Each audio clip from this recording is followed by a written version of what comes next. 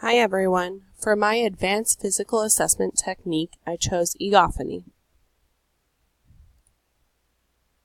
So what is egophony? Egophony is a physical assessment technique that is used while auscultating a patient's breath sounds. It helps to determine if there is lung consolidation within the patient. Lung consolidation can be pleural effusions or pneumonia-related infectious processes. This occurs where fluid replaces the air within our lungs. This physical assessment technique allows the healthcare professional to determine if there is a need for further testing based off of what is being auscultated. So the assessment of egophony. In order to assess for egophony, you will need to have a quiet room. You will also need to auscultate each lung sound with direct skin contact with your stethoscope. Then auscultate the lung sounds of the patient. While auscultating each lung sound, have the patient say E.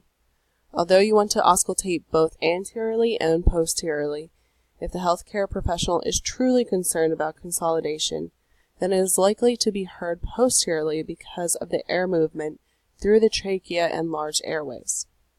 Oftentimes, anterior breath sounds may not be beneficial and deceiving, as you can hear heart sounds, and you may also have anatomy interfere with those lung sounds. Some anatomy might interfere are women's breasts or an obese individual where lung sounds are not overly clear.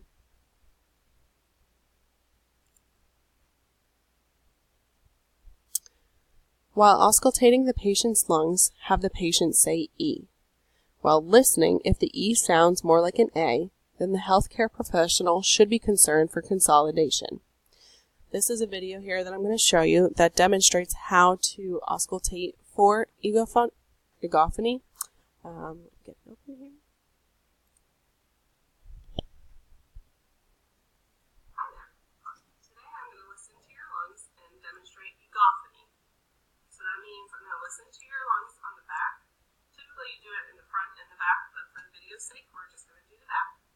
So each time I listen to your lungs, I need you to say E and hold it, and I'll tell you when to stop.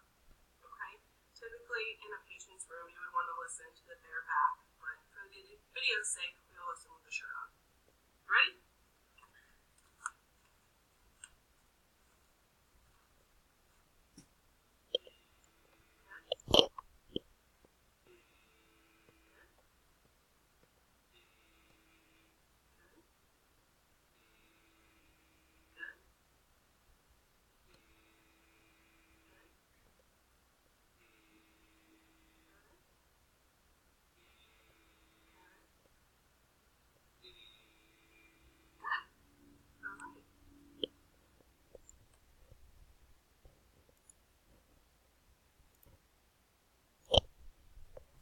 So this video just demonstrates how one would auscultate the lung sounds of a patient, just posteriorly though, obviously.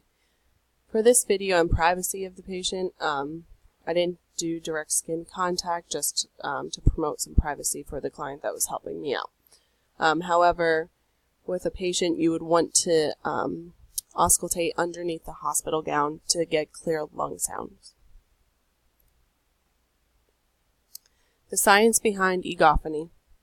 If there is a consolidated area of the lung, this consolidation does not allow certain frequencies to pass through. If you hear E within each lung sound, the healthcare professional might not be as concerned for consolidation. However, if A is heard, there is a concern for consolidation. E has a lower frequency than A and is unable to be conducted through the consolidation. Right over here I have a picture that kind of just demonstrates the lungs. It's obviously not a chest x-ray, but it shows that this side here is a normal lung, and this side has an area, the black outlined area is representing consolidation. So obviously, as you can see in this picture, this will affect lung sounds and how the patient feels. As far as the patient's symptoms, after assessing their lung sounds, you want to go over the patient's symptoms with them.